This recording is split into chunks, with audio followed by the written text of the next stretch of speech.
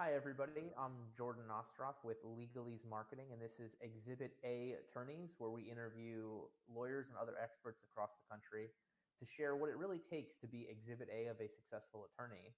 Joining me today is Moshe Amsel. Moshe is the host of the Profit with Law podcast and the Law Firm Growth Summit. He helps law firm owners grow their practice with a focus on creating generational wealth. It's an important focal point for him because his own experience as a recipient of generational wealth and how that positively impacted his life.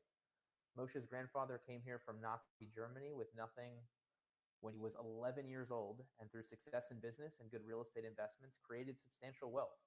He used that wealth for not only many philanthropic activities to make the world a better place, but also provided the down payment for the first home purchase for each of his 36 grandkids. Moshe's experience as a recipient of that kind of help was so positive that he decided his entire focus would be helping others do the same. As a married, loving husband and father of 5 kids, ranging from 21 to 3 years old, he's very familiar with the struggles of running a successful business and still prioritizing his family. And I will give a personal shout out. He and I have shared many phone calls at random hours with our children screaming, probably to each other through the phones. So he is dead on in prioritizing family. It's wonderful to see. Moshe has 20 years experience in the IT industry as a business executive and extensive experience in sales and marketing, having closed over $30 million in sales in just 1 year. He currently owns an accounting practice, Dreambuilder Financial, where he helps clients with business advisory and tax strategy services. Thank you so much for being with us, Moshe. Jordan, thank you so much for having me. It's my absolute pleasure to join you on this show and hopefully help some people in some way. Something that we say today hopefully is going to change somebody's life. Definitely. So right before we get into picking your brain, I want to do the shout out to our last episode that aired last Thursday with Darren Heitner, who talked to us about starting a practice and getting into sports law. And so today, Moshe, we're going to talk about some of those tips for generational wealth. And I know we're going to talk about the Law Firm Growth Summit because that is coming up in just under a month. Yeah, it's actually just 3 weeks from tomorrow. So we're super excited about it. Really, really pumped. We've been working on it for over 6 months, closer to 9 months in making this a reality. I don't want to spend too much time on the summit, but just real quick, 2019, we hosted the first virtual conference before that was cool, pre-COVID. And we had over 2,300 law firm owners attend, and we got a ton of really, really good feedback from it. We got insight into what people want, what we should do again, what we should abandon. And we're gearing up for the next event, and we bring in top talent. We bring in people like yourself as speakers, but we've got you said top talent, and then you mentioned me. So, hey, listen, people are tuning into the show are coming for a reason. So, maybe you're not the reason. Maybe it's always the guest, but chances are they like you in some way, shape, or form. But the reality is that there's a lot of people who have their little microcosm of influence and really smart people that have smart things to share. And what I do is I try to bring them all into a room to be able to share that collectively with the legal community. It was a really exciting trip the last time. This time, our biggest challenge is really figuring out what people need right now. There's been so many virtual events. What are you sick of, and what are you lacking, and what didn't they provide? And that's what we're trying to do in this event. So we've chosen a technology platform that will allow for true networking to happen. You literally can see other people that are attending and go on a video call with them right from within the event. We have a speed networking feature. So we're going to have a networking session where we just pair people together randomly. So you don't have to be like in that big networking mixer where you're the one sitting in the corner hoping that somebody might come and say hello to you, because you're not going to go say hello to them. We've solved that problem. And then the content, right now, the biggest thing that people need to hear is what's next. Like, how do we go from here? Legal has changed so much over the last year. What do I do to make my firm be the front runner, be the thing that's going to be successful, not just tomorrow, but next year and the year after? And then the last thing is people don't want to leave with a to-do list a mile long, having taken in a ton of information, and then they're never going to get to that. So we're doing a ton of hands-on workshops so that when you leave, you're leaving with stuff already created, already set, or the work already done, so that you can just hit play when you get back. And we're trying to take all those pieces, marry them all together, and create this unforgettable experience for 3 days, February 9th to 11th. So, and I know you guys, we're talking marketing, we're talking sales, we're talking team building, we're talking financials. I mean, this is going to cover a lot of different potential problems that law firm owners, and automation. So covering quite a bit of things that law firm owners, problems that they're going to have. Absolutely. And in each of those areas, the focal point is you've always had to deal with this, right? A business owner always has to deal with those 5 cores that you just mentioned. But how do we look at where legal has been and where it's going and understand where to put our efforts moving forward? Just take one example, marketing or automation. We always knew that automating in our firm was important, right? But how important is it now when you might be running virtually at the drop of a hat, even when you want to be a physical in-person office, but by no control of your own, you now need to run virtually. So it's not just, oh, do I have the technology infrastructure to support that? But how do I start automating pieces of the work that we do so that we're less reliant on the human resources who may be less available? And then that translates into the business model, right? Like if you're billing hourly and you're automating stuff that you're doing, you're essentially hurting yourself. So you have to start looking at the business model and saying, how do I take advantage of these efficiencies and pass that to the client? Because I'm still providing the same amount of value, so I should still charge for that. But it's not necessarily tied to my own hours anymore. Now it's tied to the technology we put in, which is a lot of work up front. But then it runs, and it's just the licensing fees or whatever for the technology. So how do you turn that into the business model to fit in the legal practice where you can charge for what you're worth and for the value you're providing, but it's not necessarily tied to the actual sweat equity that you're doing? So, and I love the concept of the breakout groups, because I know we're going to walk people through, their intake drip to follow up with leads. I know you've got some amazing other speakers doing some really cool things, but I've never been to a conference where I left with a to-done list. You always leave with a to-do list, but it's amazing that we're going to leave with the to-done list for a lot of these things. Yeah, and honestly, I think right now the biggest challenge for me as the host is to find a way to communicate that with the community so that their interest level rises, right? And that's the hardest thing. And that's why doing the circuit of podcast guesting and being a guest on your show is really important, because it gives us an opportunity to have a conversation around it rather than just a bunch of shiny marketing materials, to really help people understand what they'll be getting by clearing their schedule for 3 days. I don't think people care about the fact that it's going to cost them $97 or whatever to join, but you got to spend 3 days with us. And a lot of people feel like they can't do that, and they need to understand the value and feel like the value is really there. And what we did is we just added to the sales page where it talks about the event. We just added some of the agenda there so that you can see the kind of topics that are going to be covered, the session titles and stuff like that, and who's going to be presenting them. So you can really start to understand and picture, how you would participate in this event. And if you can't be there, then you just need to upgrade to the VIP level so you get access to all the recordings. There we go. And then from our perspective, I know we're going to drop a link for ours, and anybody who goes in through our links also going to get our Lawyer Marketing 101 course that we put out. So somehow we're going to give you a $99 course for $97 and also throw in the ticket to the 3-day presentations here. Yeah. So I don't know what we have a custom link for you, and I don't know what it is, but we'll throw it out here for people who are watching live. This is probably not live yet. We're just going to give you lawfirmgrowthsummit.com/legalese. But honestly, if you didn't use that link and you want to get that free course, all you got to do is email Jordan and his team, just comment in this, on this live, and just say, hey, I got a ticket from this live broadcast. We'll make sure on the back end that we get you that free course and get you the access to that. But we're going to do lawfirmgrowthsummit.com/legalese. And if that's not live at the time that you're putting it in, just go to the plain lawfirmgrowthsummit.com, buy your ticket, and send an email to us or to Jordan. Our support email address is right on the Law Firm Growth Summit page. You can just go down to the bottom to the contact section in the FAQs.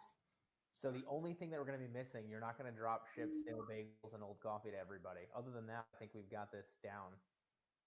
Actually, if you get the VIP level, you're going to get a swag box in the mail. And you just gave me a great idea to package bagels in there Oh, so that it's nice and stale when they get it. hey, I mean, you're in New York, man. So as a former South Floridian, now Central Floridian, I would pay a lot of money for a good.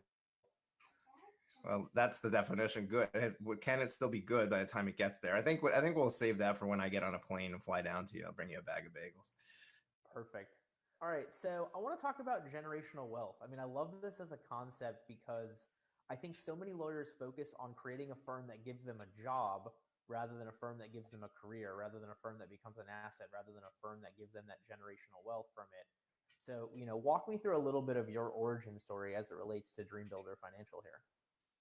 Absolutely. So, I always, I mean, I've got a really early start on life. I mean, if you're looking at the camera, you know that I'm not a day older than 21, and I have a 21-year-old myself. So, um, the truth is that I got married at 19, and I had my daughter when I was 19 years old. And by going through life that way, I have always worked out of necessity. I always got my promotions or my big wins because I had something that I needed to pay for in order to do that. And it isn't until you start to live from a different paradigm of recognizing that there is a greater good that you want to do, that it opens the possibility for you to really expound on what is possible within your firm, within your business. And the truth is that business owners in general, and we're talking to law firm owners, you're a business owner, right? So law owners have an uncapped potential of income. It doesn't feel that way when you're a solo, when you're just starting out, because it's tied to your time. And if you're doing billable hours, you're not selling. And if you're selling, then you're not billing. So you're kind of in this catch 22 where you're constantly at odds with yourself. It's this schizophrenic relationship where which hat am I wearing? And whichever one I'm wearing, I'm hurting the other one. And being able to navigate that is a big challenge. But the reality is that true cash flow being thrown off from your business to the point where you can create generational wealth happens when you untap the potential of having a team. If you try to have everything be on your shoulders, you're the bottleneck, even if you're hiring people saying, oh, I'm hiring people.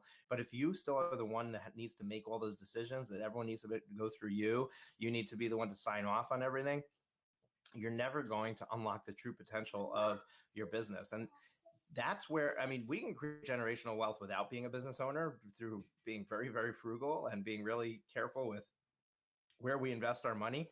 But business owners have this unique ability to be able to throw off $500,000 in a year. And you do that for a couple of years and then take some of that money and invest it wisely.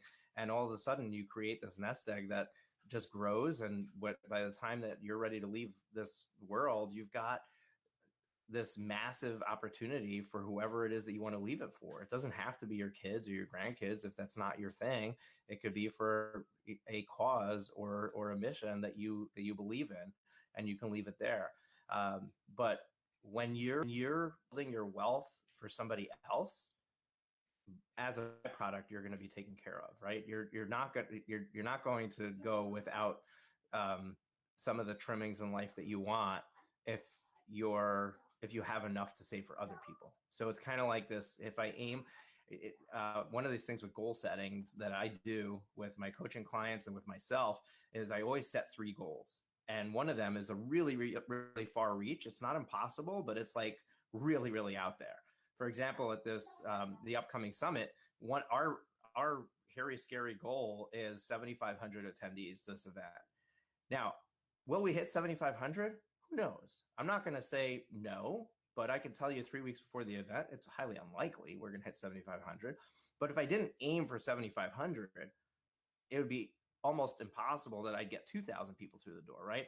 But because I'm aiming for that upper number, because I'm aiming for that big, hairy, scary goal, the chances of me hitting the lower goal, which is my bare minimum I want to hit, is very, very possible because I've set myself up to be successful at that higher amount.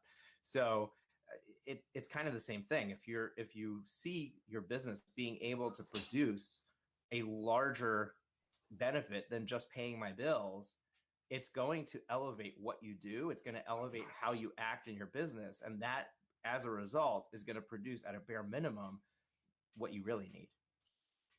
So I'm going to make an assumption for a minute, and correct me if I'm wrong here. I'm going to assume that a lot of the people coming to you and a lot of people coming to us are going to have that similar problem. I don't think that we're getting that many attorneys that are, completely don't get it, making nothing. I think most of what we're seeing is those attorneys that are generating enough to have some disposable income, but not so much to automatically know how to spend it, to know where to put it, to know who to hire, to know how to expand. I mean, is that correct? Am I correct in that?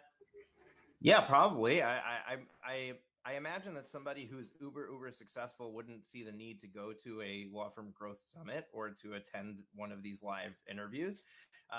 And I don't know that I would rule out somebody who's just starting out who hasn't figured that out. I think that we definitely cater to that rung of the ladder. But yeah, our sweet spot where who we're targeting and who we want to be talking to is the successful attorney who's built a impressive practice for themselves and maybe even brought on a team, but they're faced with challenges. They're trying to figure out how to navigate this in a way that they can get more out of it.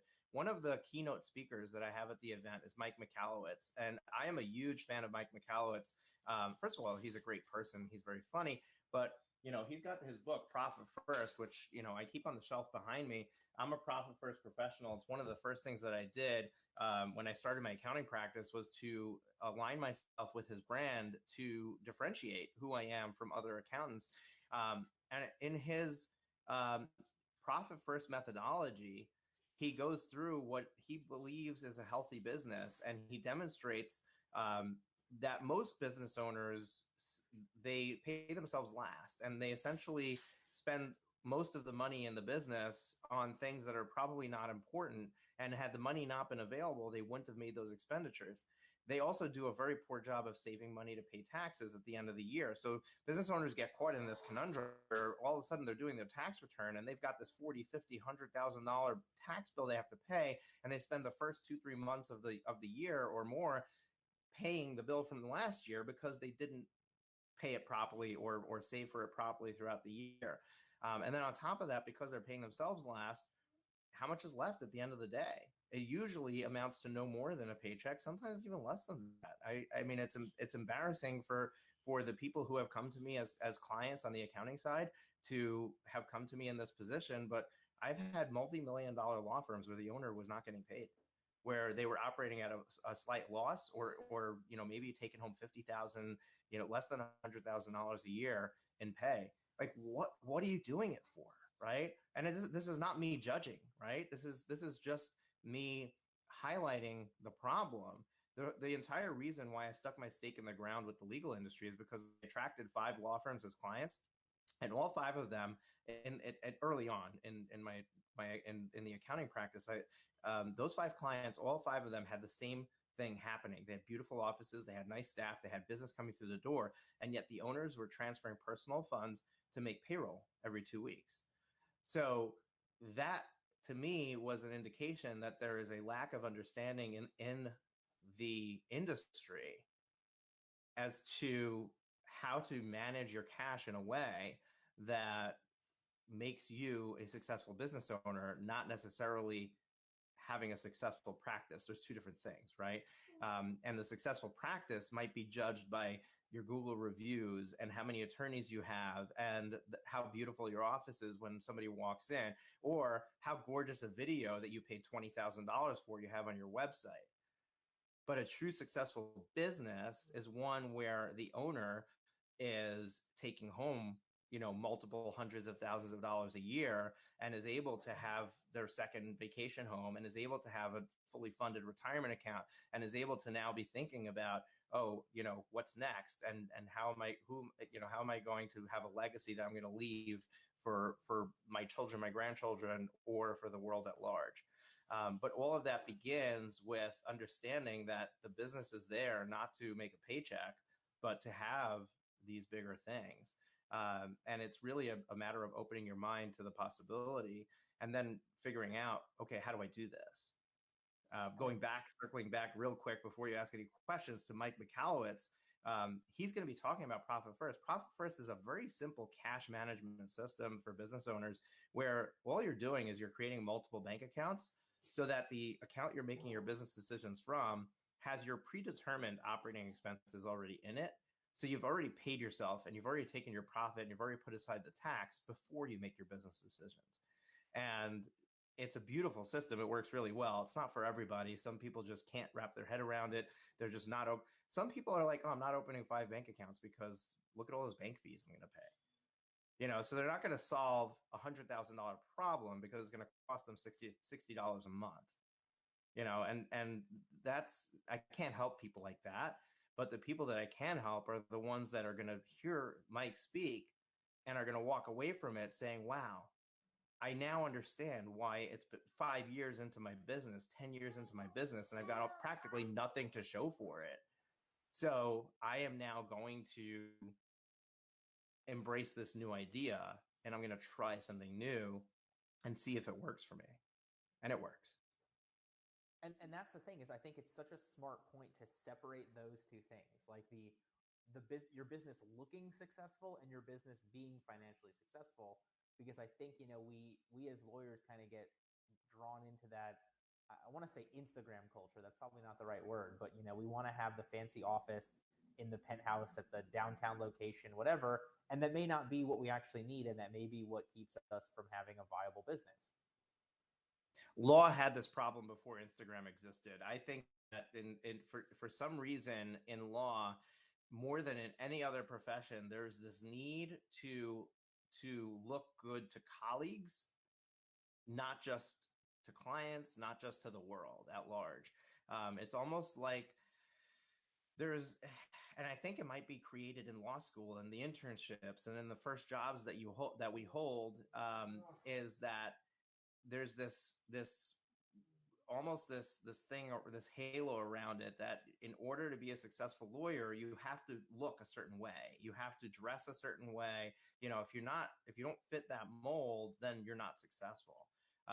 And nobody's looking at anybody's bank accounts, but you're coming from a world where the only people who are really successful in the large law firms are the partners, right? It's up until that partner level, you're getting paid, but you have to work your butt off to be able to get there. And it's not like you have earnings potential that's unlimited, right? You get your paycheck, even if that paycheck is a decent paycheck, that's it, right? There's nowhere to go from there.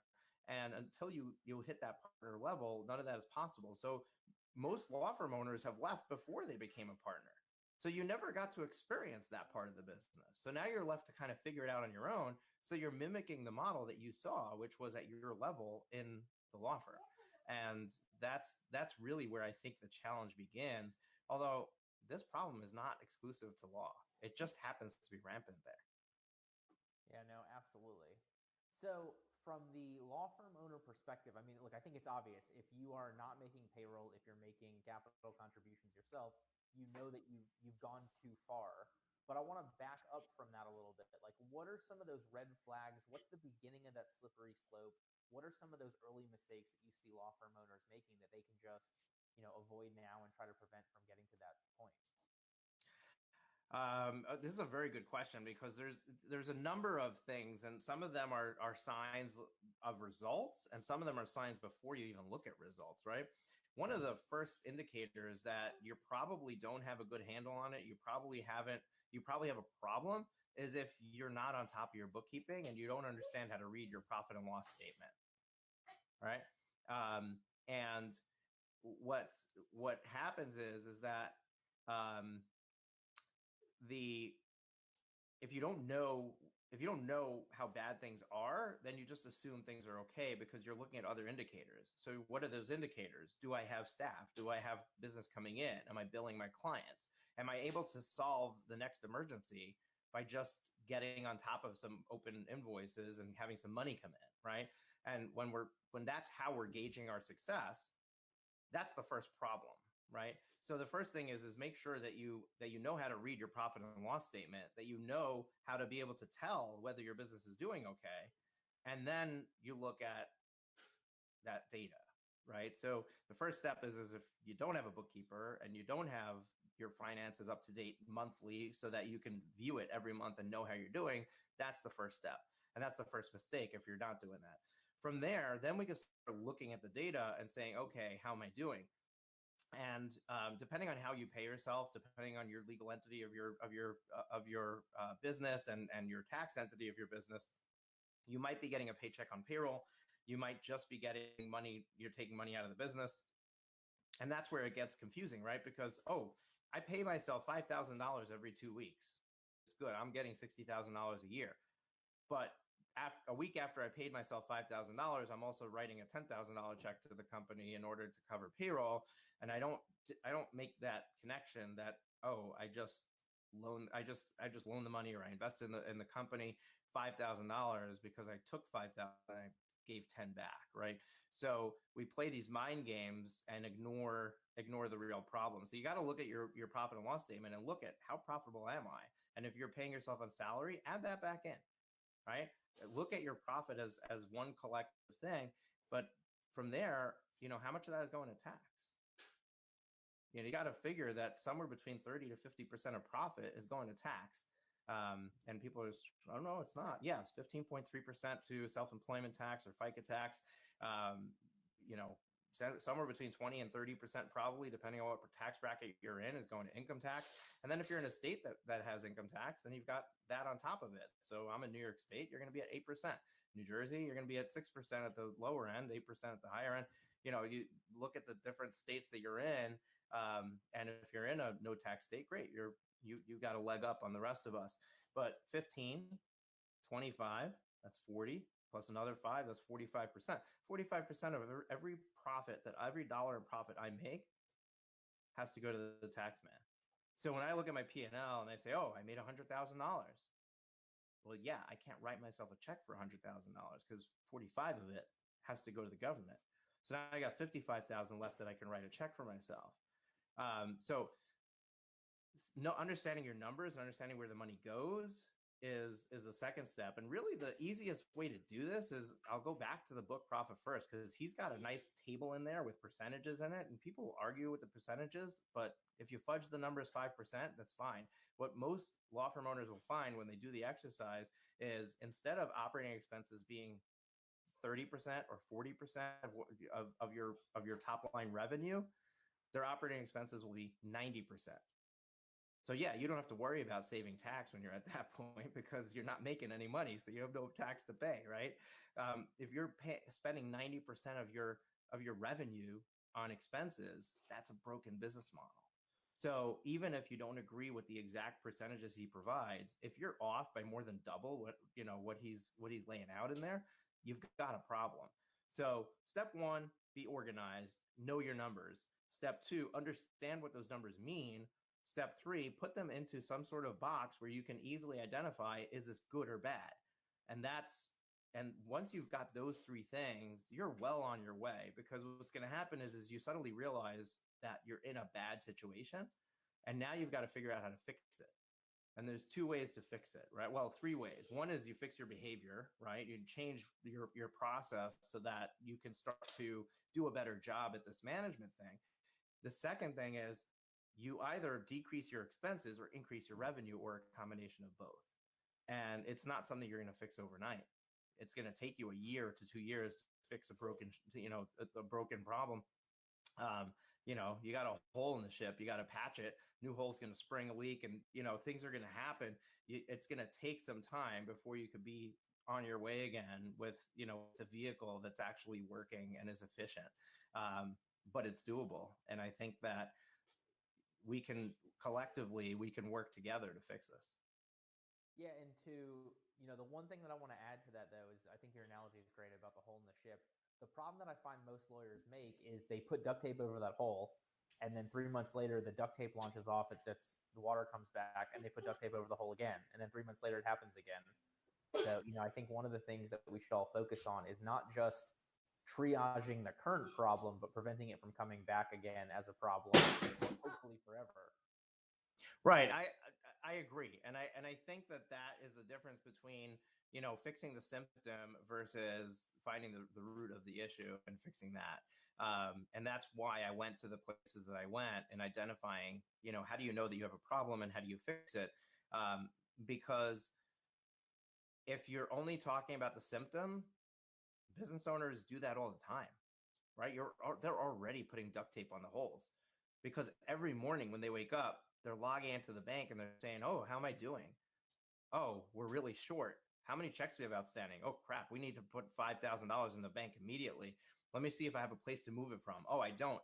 Come in the office. Hey, Mary Jane, you got to call this client, this client, this client, this client. We need their invoice paid today."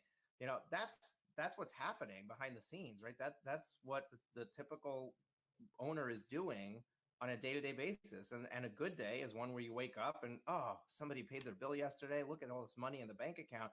Then they walk into the office and they're like, okay, we've got all this money. What were those things we were waiting to do? Let's hire this marketing guy. Let's do this. Let's get some new furniture for this office. Let's order some new technology. And all of a sudden, oh, it's all gone. Oh, I got to make payroll tomorrow. Crap, we're out of money. Let's call these clients. Let's get some money in the door. And it's this revolving cycle. But all that's doing is tape on, tape off, tape on, tape off, tape on, tape off.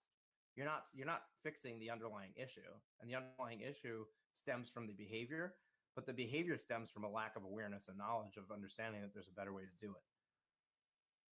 All right, so I want to change gears for a little bit as we start getting towards the end of this. I know one of the things that they added in the last round of something or other was the 100% deductibility for meals at restaurants. Am I correct in that? I don't know, maybe. Oh, okay. So I'm pretty sure for 2021 and 2022, instead of being 50% deductible for meals, they made it 100% as long as it's at a restaurant, in an effort to try and stimulate that and also lower tax bills. Yeah, was that in this last stimulus thing that they did, the one they just signed? So that was going to be my question. I think that's where it is. I wasn't sure. Yeah, I honestly don't know. I'll to be open and upfront and honest, I haven't torn into the most recent round of stimulus. I learned a very valuable lesson the last time, and the first, when the CARES Act came out, there was a lot of confusion around it, and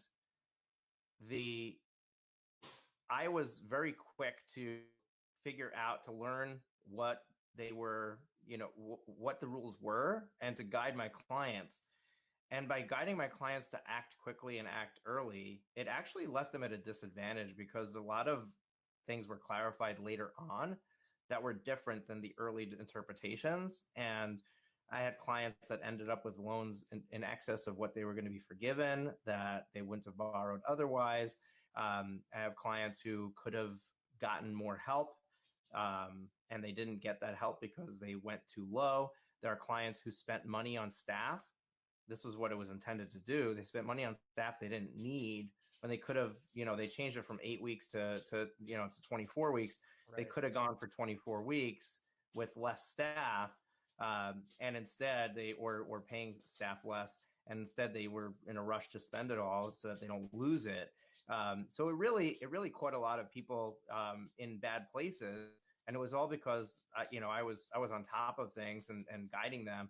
Now this time around, I've been taking a much more laid back attitude. I basically went to all my clients and I said, look, I'm not diving into the details yet. Let's wait until they give some guidance, and then let's wait for the next round of guidance. There's no rush. It's not like they're going to run out of money tomorrow. And let's see how this unfolds before we rush into it. Also, back in March when the CARES Act was passed, people really didn't know what tomorrow was going to bring, and they literally were scared for their lives of what's going to happen. At this point, most people have some business coming in, if not doing better than before as far as law firms go. And many of them are not in the position where they feel like, oh, if I don't get this, PPP tomorrow, or if I don't take advantage of this tax benefit right away, then I'm going to lose out. So with the summit coming up, I've basically essentially taken a step back and said, let's wait and let's just, give it a few weeks before we dive into it. So Long-winded answer to tell you I don't know as an accountant, but I can tell you this: the meals deduction was taken away completely, and it was brought back, or it was talked about being brought back. So I don't know 50% or 100%, but the bottom line is if you're going to a restaurant in order to get a tax deduction, that's a problem, right? So this question should be, I've kept all my receipts. Now, when I go to my tax return, how do I deal with it? Um, Understand that when you spend an expense, you're saving that 50 cents of taxes on the dollar you spent, but the other 50 cents is coming out of your pocket. And one of the things that accountants tend to do is they tend to encourage their clients to increase their expenses, but they often tell them to spend money on things that they wouldn't have otherwise spent money on in order to increase their tax deduction. And to me, that is ludicrous, makes 0 sense. I would rather take 50 cents home than nothing because I was doing it in the name of saving taxes. So I'd rather pay 50 cents in taxes, take 50 cents home, than spend $1 that I wasn't going to spend anyway and have nothing to show for it. So I think when it comes to any business expense, it's important to understand what they are. The nice thing about being a business owner is you get to basically categorize some things that might have otherwise been a personal expense that you were spending anyway, and now you can justify it being a business expense. But to simply add expenses for the sake of decreasing your profitability to save your tax bill, not a good strategy. I never thought about it that way, but that does make perfect sense. So, all right, I want to, as we get here towards the end, so our next show is going to be on Thursday, the 21st. We'll have Steve Fretzen, host of Be That Lawyer podcast. Steve is an expert in business development for lawyers. He's got a number of books and trainings that he does for that, which is very interesting because I think we're going to talk about a lot of the stuff that you and I talked about today from the standpoint of when you're in that model making partner. Now, a lot of firms have moved away from letting people be partner because they bill well. They want to move it to being partner because they can generate the business. So I know Steve has some insight on that. But if people have been listening for the last, 40 minutes or so, and they take nothing else from this, what's that one biggest piece of advice you want as many people to have? And then also let's make sure that we tell people about the Law Firm Growth Summit one more time. Yeah, absolutely. So I will say this in a joking way. My number one piece of advice is join us February 9th to 11th at the Law Firm Growth Summit. But we'll talk about that in just a moment. But in all reality, as a business owner, the one thing that I see is the biggest, we didn't talk about this at all today, but the one thing that I see is the biggest impediment to growth for a business owner is inaction. We have ideas that we know are going to work. We have gut feelings of things that we need to do. We get stuck in inaction because of fear of what happens if it doesn't work, because of fear of the unknown, because we're not sure if we're ready for that step. And what happens is that we guarantee our failure, or we guarantee the result of not succeeding in that thing by not taking action. So instead of being afraid that it might not work, we guarantee it doesn't work by not doing anything about it. So my number one tip for law firm owners is to keep taking action. Everything that we do in our business is an experiment. And the only way to get results from the experiment is to actually do the experiment. So just go out there and every day just do something different, something new. And if it works, great, keep doing it. If it doesn't work, then stop, reassess, and do the next thing. But just don't be afraid to just keep trying things, because if you look at the successful law firm owners, you look at the people who have made it, who are doing well, and you listen to their stories, it always comes back to the fact that they just went out there and they hustled and they got it done. And that's what makes a successful business owner. Now, the Law Firm Growth Summit, we have over 30, close to 40 amazing speakers coming. We have some nice big names like Mike Michalowicz, who I mentioned. We have Kevin Harrington, the original shark on the show Shark Tank. We have David Neagle, founder and owner of Life Is Now, a internationally known business coach. Those are our keynote speakers. We have a ton of really well-known speakers who are speaking on a myriad of topics, all around helping you grow your firm. We've got Neil Tyra, the Law Entrepreneur podcast. We've got Jordan Ostroff, host of this show. We've got Allison Williams, the law firm mentor. We've got Seth Price, the owner of Blue Shark, and also Price Benowitz. a very well-known firm in the DC area.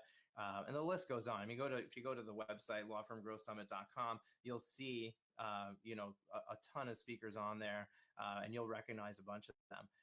We're really making this a different event where we want it to be not just something that you get value out of, but something you're entertained by, something that you are excited about, something that you want to be at. And I couldn't think of a better place for you to hang out for 3 days and really take your firm to the next level with. Join us February 9th to 11th. Jordan has been kind enough to say, hey, if you get the course, if you get the tickets to the summit through my link, you're going to get free access to this course that we've created. He's put together this 10-part, video series course that will really help you unlock and unleash the marketing giant within you. And you can get access to that by just signing up for the event. So definitely, if you use his link, or you forget to use his link and you sign up for a ticket and you heard about it here, you heard about it through them, send us an email, let us know, and we'll make sure that we get you that access to that free course that he's bundling with it. Perfect. So Fabrizio, if you will, I know you dropped the lawfirmgrowthsummit.com/legalese here in the comments. You do that one more time so people don't have to scroll back. I know video comments can be a little crazy on Facebook. Any other information you want to make sure that you share, Moshe? Nope, that's about it. I'm really excited. Maybe follow me on Clubhouse. I'm going to be doing a bunch of stuff there too. There we go. Yeah, Clubhouse is at Profit with Law. Profit with Law, perfect. Yeah, Clubhouse is my new favorite thing. It's like AOL Instant Messenger, just with voice instead of text. Brings back some great memories. Yeah, we can get into a whole conversation about that. It's pretty addicting. But if you're wondering what the heck is Clubhouse, or if you're on Clubhouse and you want to know how to take advantage of it as a lawyer, I did a Profit with Law podcast episode on it. So go check out the Profit with Law podcast. Just go back a few episodes. I think it was 2 weeks ago that I released it. And I talked about how an attorney, a law firm owner, can use Clubhouse to get clients. And it should be a great episode for you to listen to. Fantastic. I'm actually going to go check that out myself because I've been thoroughly enjoying Clubhouse, and I'm curious to see other people's thoughts. But anyway, with that, thank you so much for joining us today. Awesome. Thank you for having me. It's been an absolute pleasure.